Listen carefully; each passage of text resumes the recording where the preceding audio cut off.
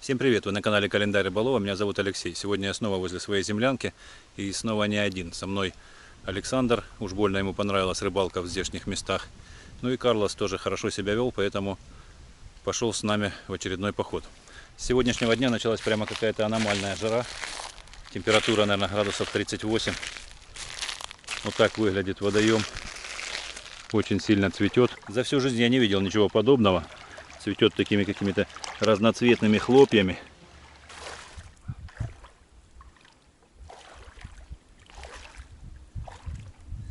Не знаю, как это явление скажется на рыбалке, но природа нам немного помогает. Начался боковой ветер, и волной понемногу весь этот зеленый ковер сдувает. Он осаждается на камышах, выносит его на берег. Как только мы пришли, было такое огромное желание искупаться, но увидев эту картину, оно резко пропало. Но я все равно зашел в воду посмотреть, насколько далеко эта зелень. Я нырнул, открыл глаза, в жизни такого не видел. Полный мрак, темнота, аж страшно, никогда такого, даже ночью когда-то нырял, и то что-то как-то видно, а здесь полная темнота. Сейчас все становится заметно лучше, я надеюсь, с рыбалкой все будет в порядке. Волной зелень сбивает к берегу. Саша сейчас готовит обед и уже звал кушать. Так что я возвращаюсь к землянке.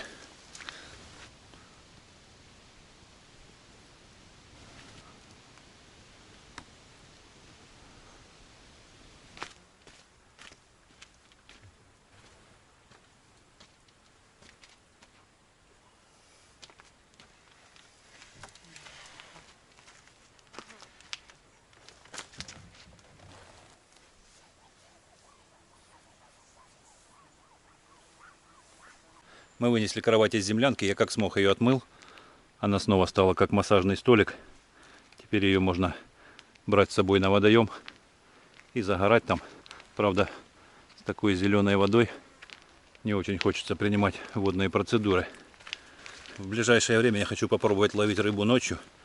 И как раз будет очень комфортно постелить спальник на эту кровать и провести ночь у водоема. Сейчас посмотрю, как там обстоят дела с рыбой у Саши. Саша зашел по пояс, чтобы не смущать публику. В комментариях в прошлых видео писали, что это очень неэтично находиться в кадре в трусах. Просто не понимаю, как же можно в таком случае на пляже заходить в воду или загорать. Ну, мелочевочка, да, в основном? Небольшой подлещик, такой ладошечный. Я понял. Ну, будем надеяться, подойдет тут, что нам нужно. Да, но водичка даже вот на таком расстоянии все равно зеленая. Ну, такая Нужно, водичка чтобы был... неплохая. Ложкой ее можно. Ложкой Подсаливать и можно смело есть. такая прямо бирюзовая, как в океане. Лазурное побережье у нас здесь. Клюет мелкая рыбешка. Нужно раскормить место, чтобы подошла более крупная рыба.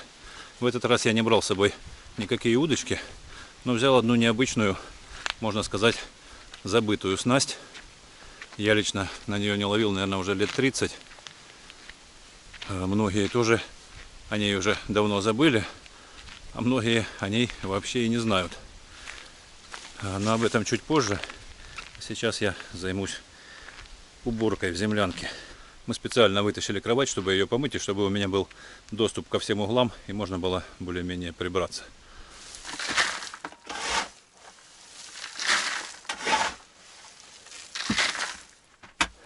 Не знаю, какой зверь сделал этот подкоп. Вроде бы не Карлос. Но там есть нора, и вот такое количество земли он нарыл. Сейчас я часть ее вынесу на улицу. Остальное разровняю и хочу сделать пол. Я уже давно принес кусок линолеума.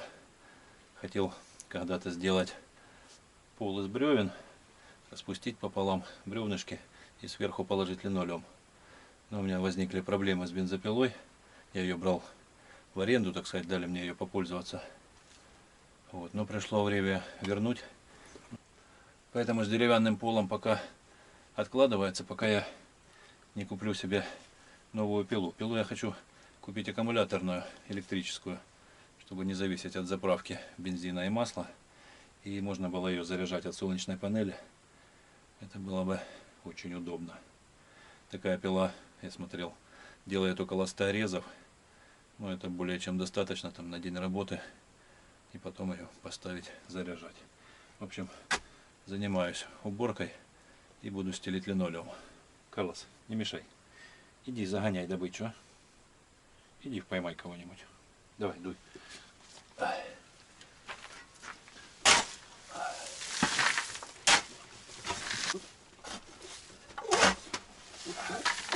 Карлос, в чем дело?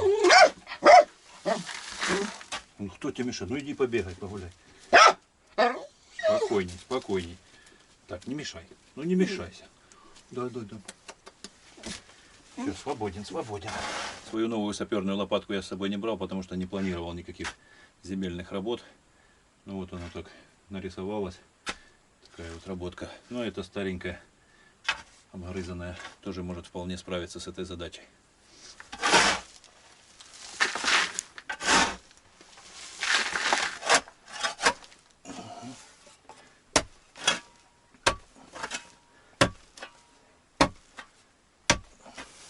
То, что я 2 года назад уже выкопал, сейчас довольно легко подчищается. И вот это то, что зверь нарыл эту горку, все легко убирать. А вот эти вот места, где глина, совсем не угрызешь. Почему я и оставил этот уступ? Потому что он очень твердый, сложно копается. А на тот момент уже было холодно. И я жил здесь постоянно. У меня на тот момент, по-моему, еще не было 2 стен, даже деревянных. А были просто натянуты стены из баннера. Поэтому я оставил этот уступ, потому что его очень можно долго копать. Жарко неимоверно, как в парилке. Вытащил, может быть, ведер 15, хотя, казалось бы, откуда взяться. А так, там подровнял. Примерил кусок линолеума. Вот здесь будет кровать. Я думаю, не обязательно будет там под ней стелить. Ну, другого, собственно, и нету. А вот здесь, возле двери, будут речные камушки. Вот как раз Саша принес.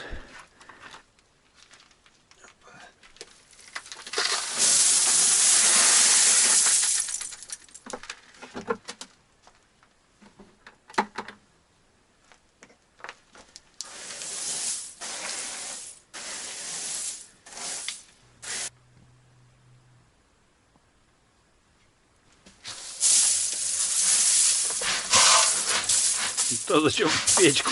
Не, я не печку, я около печки. Ну да. Ну все, пока хорош. Ну да, чтоб лишнее не... Хотя почти нету. Решил помыть линолеум на улице, чтобы в землянке не разводить сырость. Правда, не знаю, получится ли такой водичкой помыть. Будет зеленоватый тон у линолеума.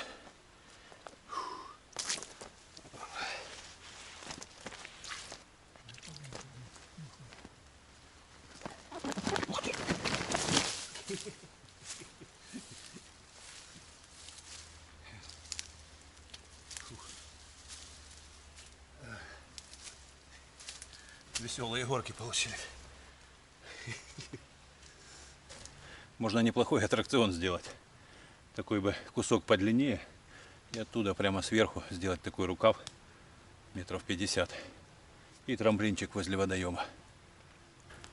Александр, похоже, хочет расплавить чайник. Не только ручку, но и весь металл. Чайник я сбоку поставил.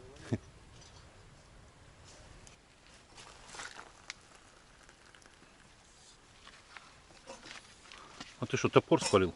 Не спалил, а взял тукнуть, а он тук, ну, буквально, он типа тут лежал же всю зиму, видать, в этом. Тук и обломился. То я положил, чтобы он высох, чтобы его выбить было легко.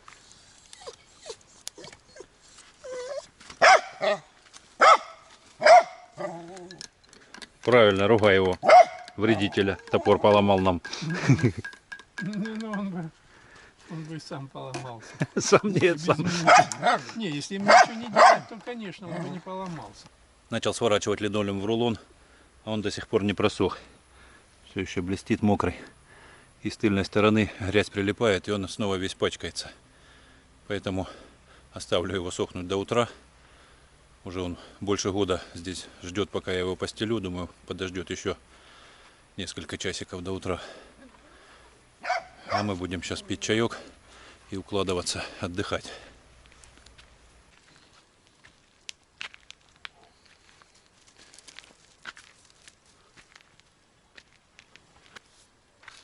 Доброе утро, только проснулись.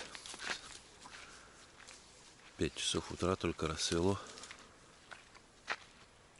Интересно, что тут на водоеме. Зелень пропала или нет. Похоже, что затянуло еще больше, чем было.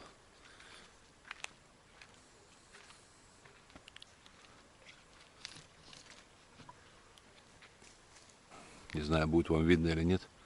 Такие необычные облака, я такого никогда не видел. Очень красиво. Такими обрывками. Пошли, Карлос, пошли.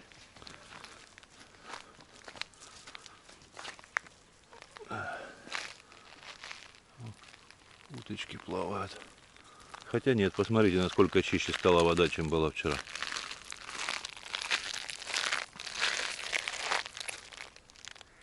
Вчера была настолько зеленая, что даже камней видно не было. Сверху было четко видно линию разделения зеленой воды и чистой. И мне показалось, что ситуация с цветением еще более усугубилась, чем вчера. Но на самом деле это просто есть такое явление, точно не знаю, как называется, связанное с таким, с отбойным ветром. Ну, не буду умничать. В общем, лес за целый день нагревался, потом ночью остыл, и вот как-то из-за разницы температур начинается движение воздуха из лесу. Сейчас мне дует в спину прохладный воздух. Видимо, он там как-то работает, как листиками охлаждает, как кондиционер. Ну, в общем, что-то происходит. Хотя целый день, вчера вечер дул сюда в лес, а теперь наоборот дует в спину. И это я вспомнил, что так постоянно каждое утро происходит, особенно когда жара.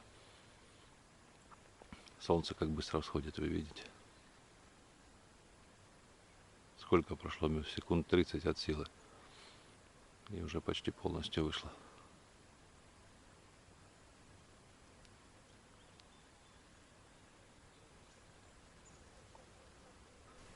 Надо будить Сашу, потому что думаю, что как только солнце выйдет, начнет гореть, то ветер снова поменяется и зелень прибьет сюда. А он сможет нормально половить в более-менее чистой водичке. Не сказать, что она идеально прозрачная, но никакое сравнение со вчерашним зеленым ковром не идет.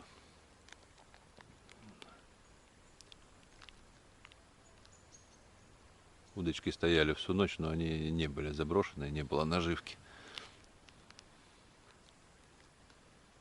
Ну вот солнце и вышло. Новый день.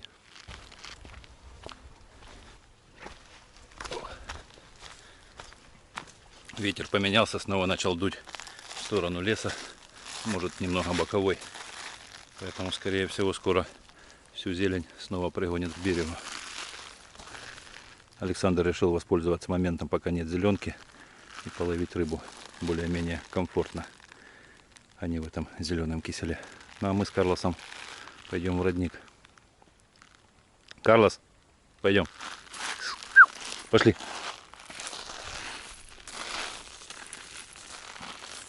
Мы с Карлосом в качестве утренней зарядки прогуляемся к роднику. Питьевая вода у нас закончилась. Я взял пару больших бутылей. Но линолеум пока полежит, еще часик подождет.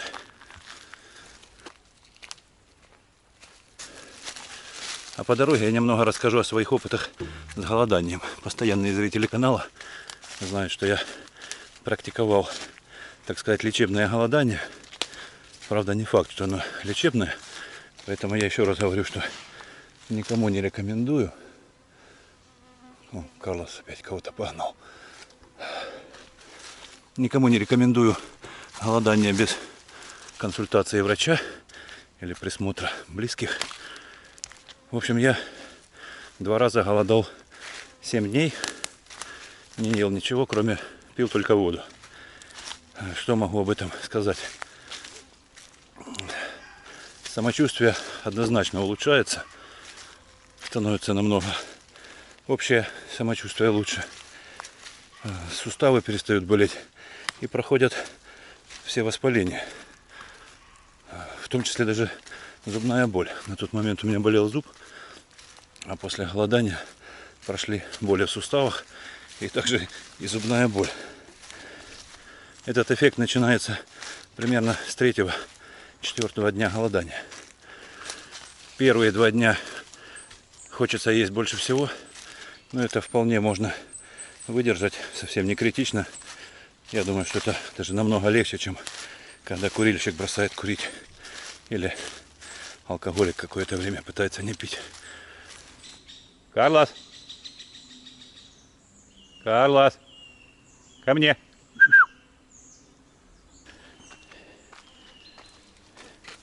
Координация уже не та. В большей степени я затеял эти голодания для того, чтобы избавиться от гипертонии. У меня очень высокое давление, врожденное с самого детства.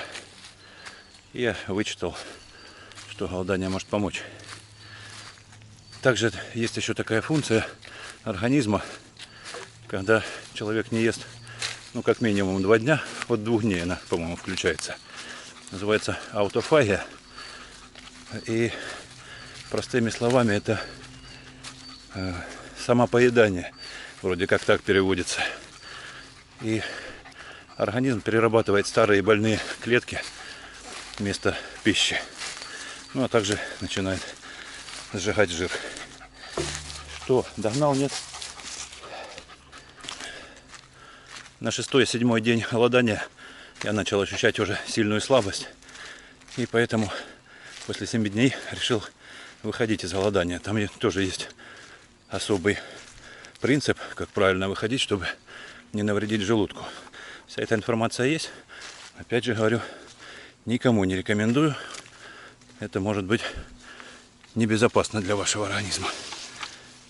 Но почитать можно. Итого, после 7 дней голодания я сбросил 6 килограмм веса и стал чувствовать себя намного лучше. Но тут есть одна проблема. Это все я рассказал, что касается плюсов. Но есть, конечно же, и минусы. Ой, какой грибочек я нашел красивый. Вот такая красота. Карлос грибы не любит. Грибники, если рассмотрели, что за гриб, как называется, я до сих пор их так и не выучил. Так, на чем я остановился? Да, на минусах голодания. Они могут даже перевесить плюсы. В чем это сказывается? После голодания организм, в принципе, особо не требует пищу. И даже довольно сложно начать уже полноценно кушать.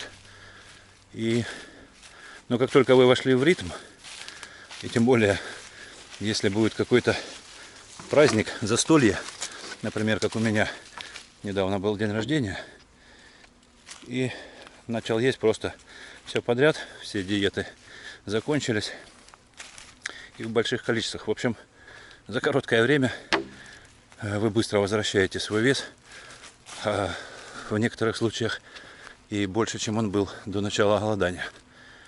Так что вот так. Организм, получается, думает, что раз такая ситуация, что меня могут оставить без еды, нужно будет в любой такой хороший момент пытаться запасаться жиром. И вы просто непреодолимое желание испытываете как можно больше и всего подряд кушать. Не обязательно какие-то вкусняшки, просто все, что видите. Во всяком случае, со мной было так. И в итоге, после голодания я не принимал таблетки. Давление действительно нормализовалось. Это проверено на мне 100%. Но когда начал опять питаться все подряд, как раньше, давление снова выросло. Я снова на таблетках. И даже как-то не знаю, хорошо это или плохо с этим голоданием. Нужна большая сила воли. Или же, я не знаю, или как-то кардинально поменять свою жизнь. Например, если бы я жил здесь постоянно в лесу, в землянке, я вполне мог бы соблюдать режим и хорошенько поправить свое здоровье, немножко прийти в форму.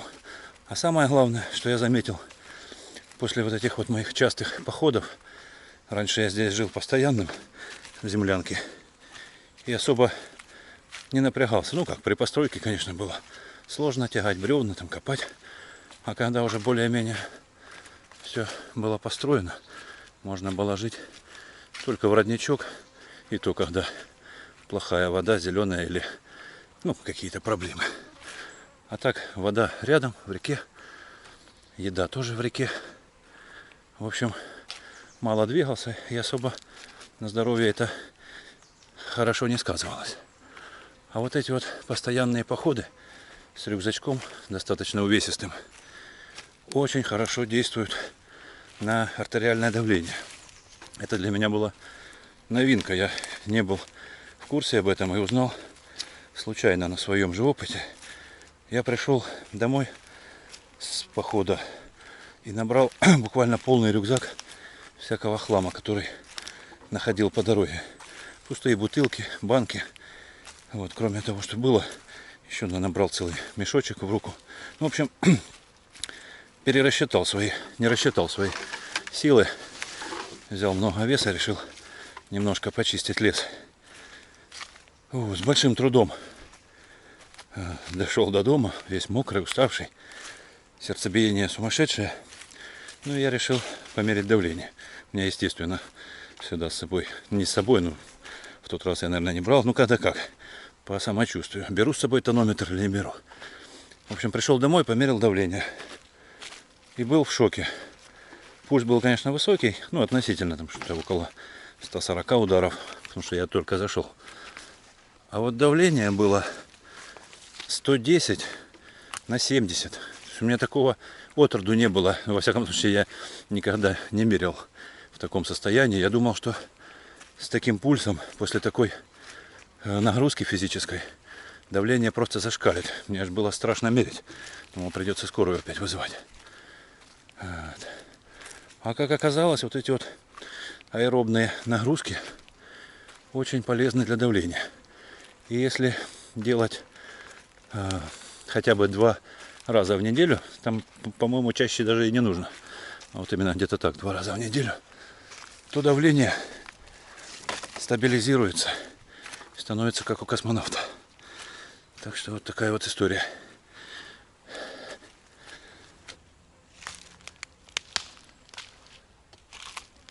Следы кабанчиков. Дичи, конечно, развелось сейчас очень много. Я нашел еще одну звериную тропинку по дороге к роднику. Очень удачная. Практически нет завалов, мало веток. Звери знают, где удобнее бегать.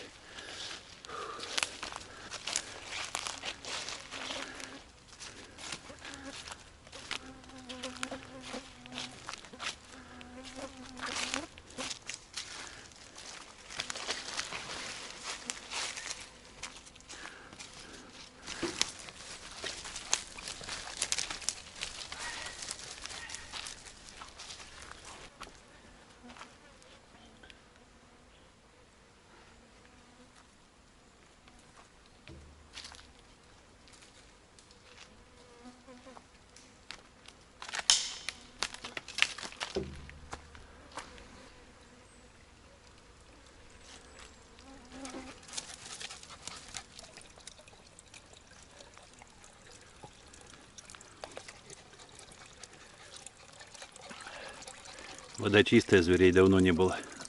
Бывает такая скаламученная. Пьют отсюда прямо.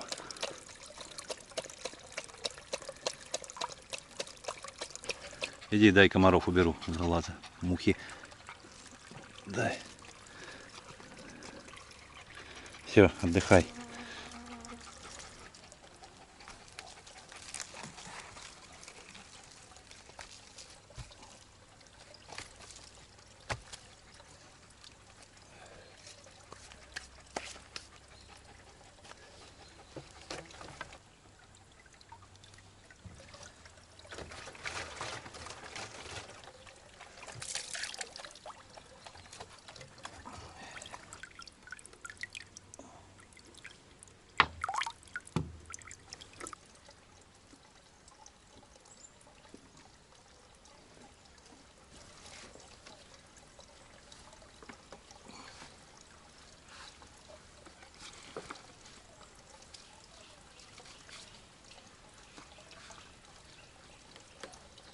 Идем, Харсончик.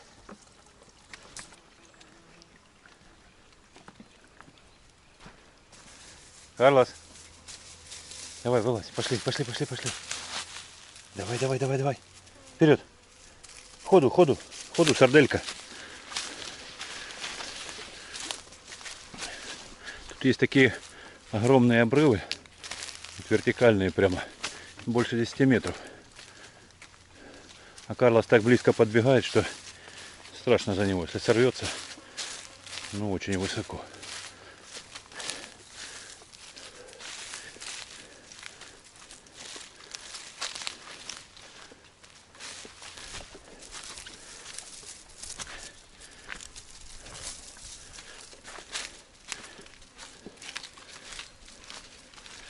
Карлос, не ходи туда.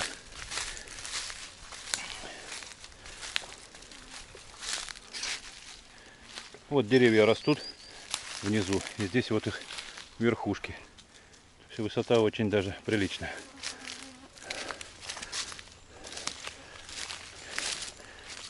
И зачастую тут бывают обвалы. Поэтому я стараюсь ходить больше верхом. Вот такие. Так хотелось искупаться. Но вот такая уже вода, не успел я. Снова зеленуха приплыла. Прибила ее ветром. Не очень хочется в такой воде плавать. Надо было утром. Завтра обязательно с самого утра нужно выходить на водные процедуры. Я думаю, я вспомнил, это постоянно такое явление происходит. Когда лес, не знаю, или остывает, или что происходит. Ну, в общем, просто идет из лесу прохладный такой ветер в сторону водоема. Ты что, устал, Карлос? Давай, вперед. Резче.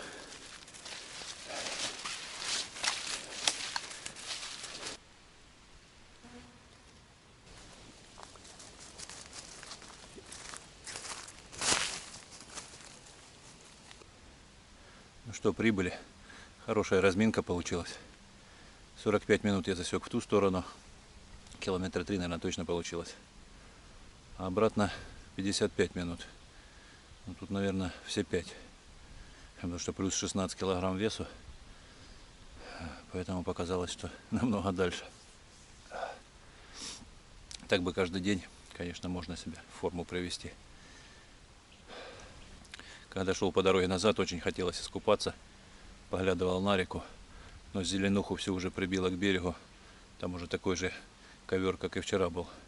А здесь у нас в лагере, как ни странно, относительно еще нормально. Сейчас быстренько переоденусь в шорты и полезу искупаюсь.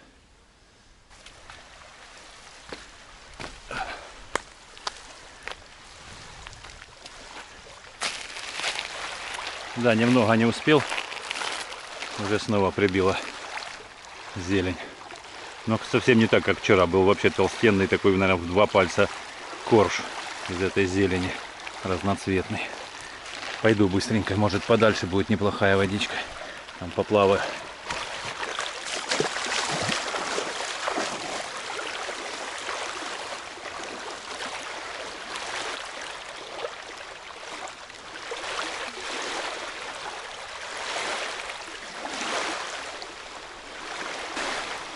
Ну, можно сказать, что успел. Вчера было, конечно, совсем мрачно. Я заходил на такое же расстояние вчера. Нырял под воду, там полный мрак, ничего не видно. И думаю, рыба там тоже ничего не видит. А сегодня, чем дальше, там вообще прозрачная. А так на полпути тоже вполне терпимо. Так что, можно сказать, нормально искупался. Но завтра с утра нужно.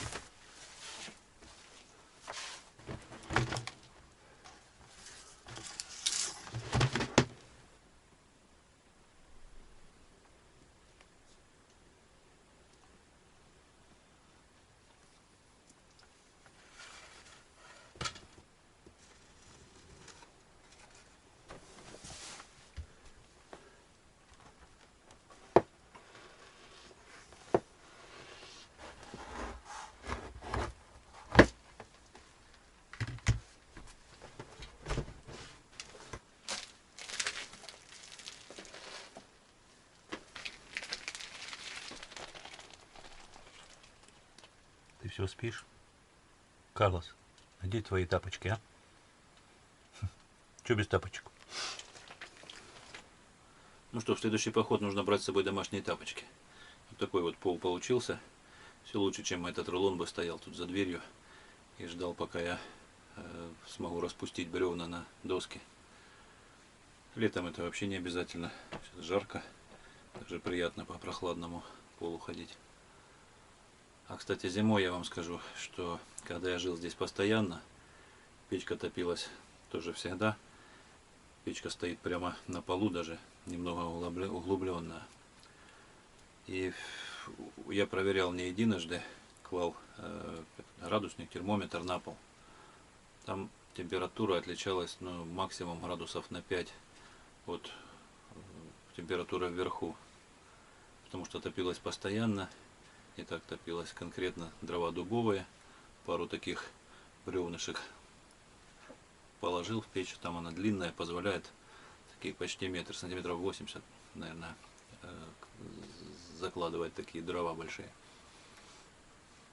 И не тлеют целый день. Температура здесь под вечер 35-40 могла быть. Многие пишут, что, мол, бревна хоть и толстые, но вот в этих местах там сильно большие теплопотери. Это, естественно, так и есть. Но для того-то это и, можно сказать, полуземлянка, полудомик, потому что, ну, больше половины стен и крыша, то есть больше, процентов, наверное, 75-80 площади засыпано землей, то есть утеплено. И все эти щели не имеют никакого значения. Я их запенил исключительно для того, чтобы земля не просыпалась, хотя с той стороны все равно есть ПВХ-баннер, защита от сырости и от земли. Поэтому, что не говорите, а зимой здесь было очень тепло и температуру держала хорошо. Вечером я обычно часов в 11 забрасывал два таких бревнышка больших. И утром в 6 часов, вставая на рыбалку, ну, не меньше 20 градусов было. Ну, бывало там 18, если сильные морозы. Наверное, самое меньшее 15. Это когда было 4 дня, где-то 23-24 градуса мороза по ночам. И да, ночью было, ну, как прохладно. В спальнике отлично спалось. Просто непривычно, что обычно встаю и прямо жарко. И спал так, в футболочке. Здесь даже есть место для будки Карлосу. Как тебе там устраивает, Карлсончик? Порядочек?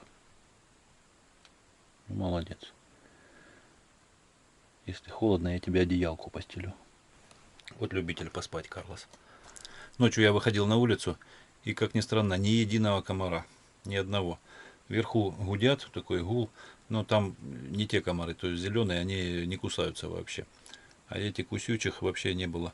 И в землянке тоже практически не было. То есть абсолютно не мешали спать, но вот лампочка отработала. Набила всякой мошкары и комаров. Нужно будет ее помыть. Просто вода сейчас сильно зеленая, не хочется.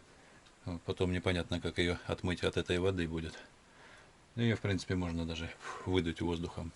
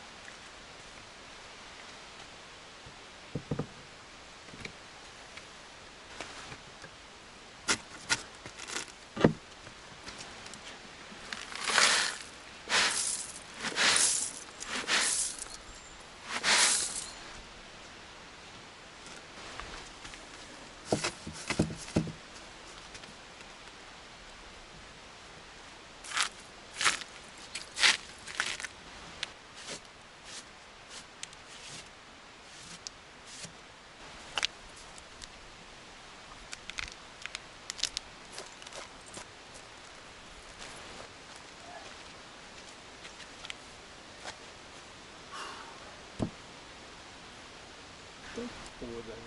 Кушать будем? Ну, присаживаемся. Приятного аппетита. Дуже большое дякую.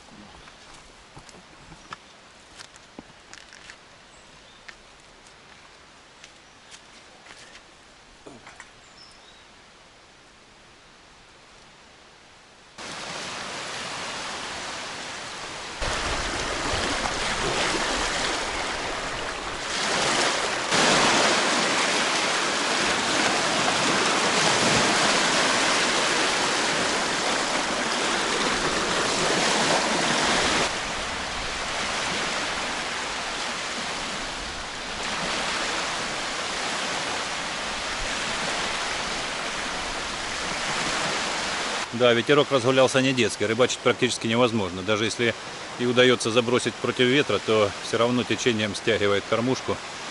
Саша пошел прилечь, отдохнуть. Мы оба уже 2 дня как рано с рассветом встаем.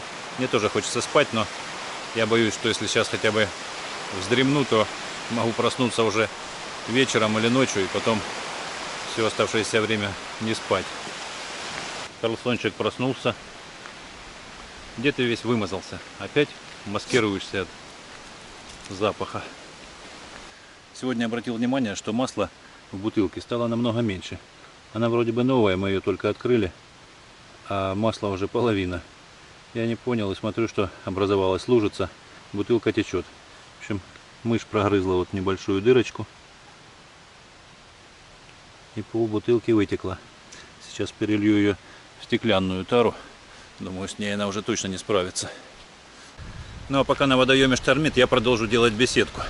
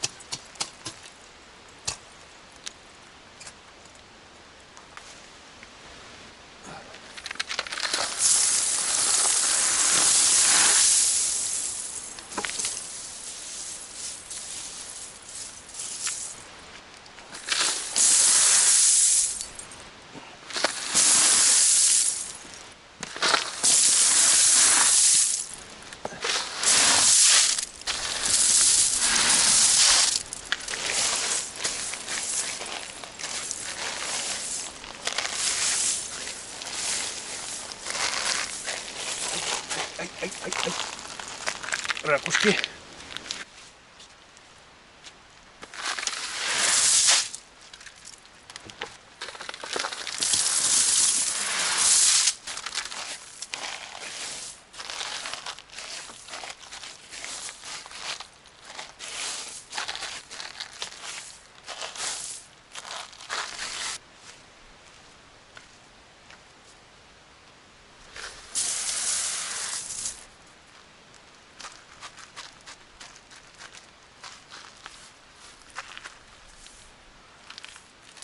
Ну что, вот уже и вечерочек.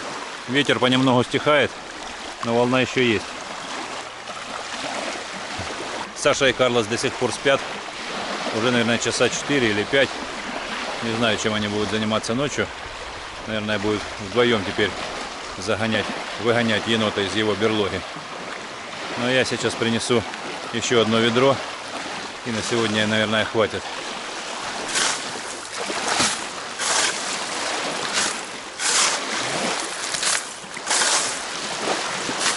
О, выспались. Карлсончик.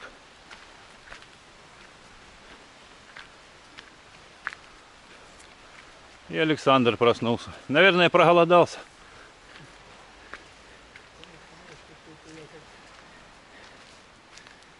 Фух, я тут уже вот бетон, полы залил. Да я вижу, молодец, ты здесь сделал, так сделал уже. А я, А чем вы будете ночью заниматься? ты знаешь, так мне пакостно. Да? Я, видать, спел. Перегрелся? Да, у меня это такое как ощущение, лежу, а Знобит? пеку весь, а такое ощущение, будто я в холодной оболочке какой-то был. Вообще, и глаза пекут, как будто я на это, блядь, на сварку надавился, так глаза пекут. Ну, так я ж в темных очках. Ладно, там солнце на это. Ну, да, это... Ты, небось, ужинать уже хочешь? А, Карлос? Кушать хочешь? Что, не голодный? Ну что, Сони проснулись. Сейчас высыплю последнее ведерко. Разровняю быстренько. И будем готовить ужин. Спать уже хочется. Я бы и так лег спать. Но большинство решило, что будут ужинать. Карлос хочет, и Саша хочет. Значит, и я буду.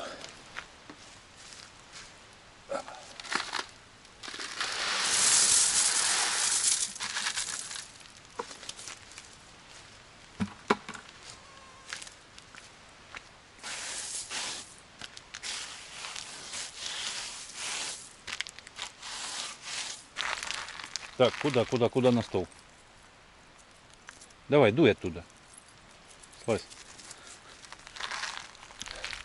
Ну что, понемногу вырисовываются очертания летней кухни. Не знаю, как вам.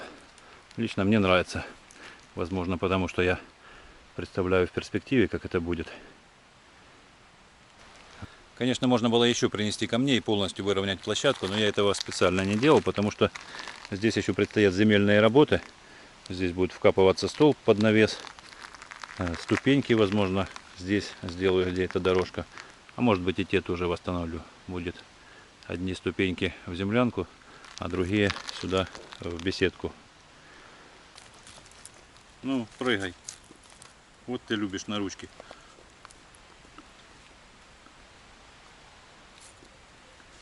Давай. Давай, прыгай, сарделька. Ну вот, а говоришь, не могу. Прошло уже 2 дня, я еще ни разу не был на рыбалке, не поймал ни единой рыбки.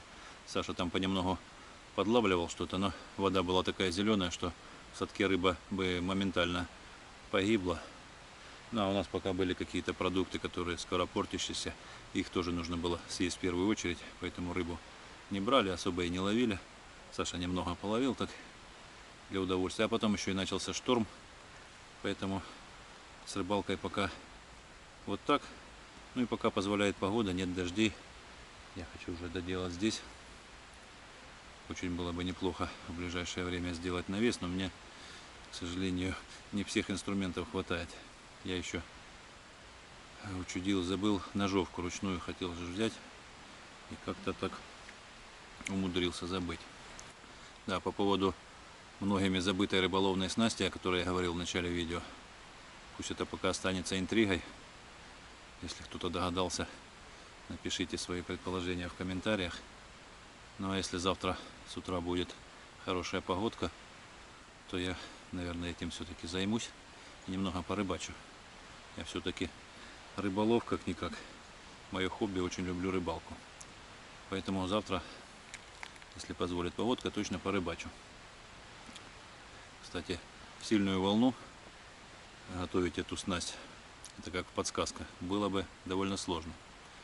Так что, рыбаки, пишите, как думаете, что за снасть, на которую я последний раз ловил примерно лет 30, а может и больше назад. Ну а сейчас приготовим быстрый легкий ужин, покушаем и будем отдыхать. Ну и, наверное, на этом буду заканчивать первую часть видео этого похода. Поэтому прощаюсь с вами. Всем мира, добра и до встречи в следующем видео. Пока-пока. Слазь.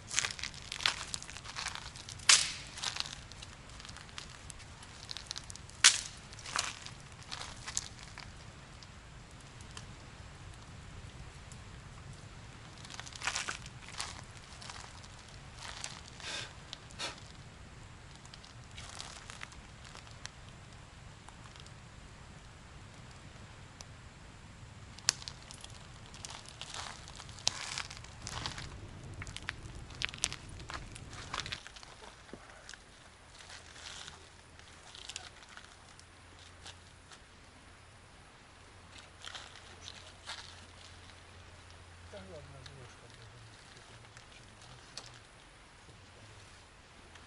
Что ты хочешь еще?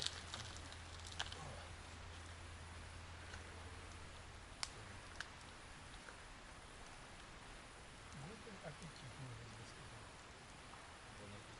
Бон по-этому, да?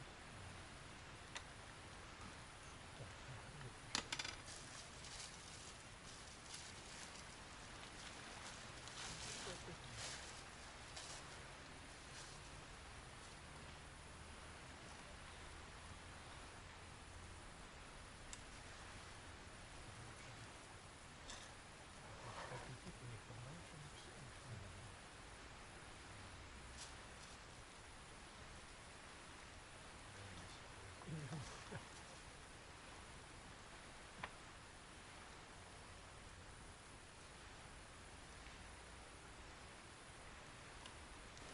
Чай будем пить?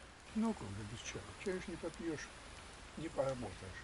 Ну да, наскочила, вот зашевелились.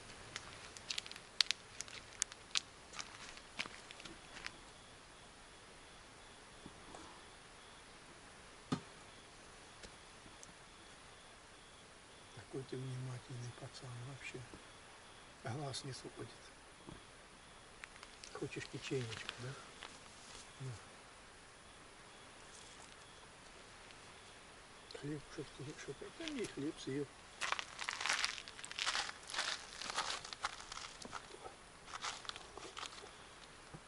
Поганая теща купила печенье. Столик хорошо, устойчиво. Столик, песня, а ты молодец, сделал так, что называется. А тут чисто стоит и все, без всяких.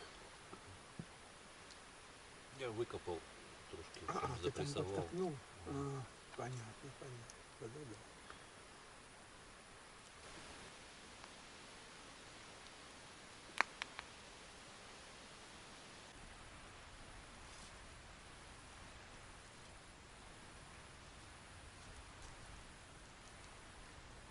Что такое?